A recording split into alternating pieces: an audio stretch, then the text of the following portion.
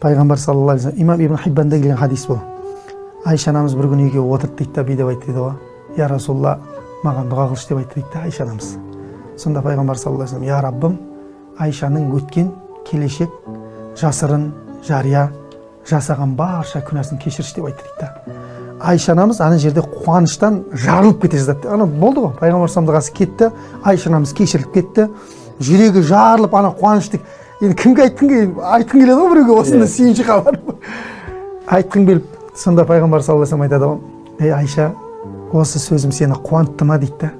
Ойбай Расулалла, мынадан артық қуаныш бар ма маған десе, ей Айша, мен әр 5 уақыт намазымнан кейін үмметім үшін дәл осы дұғаны қылам ғой деп айтты дейді.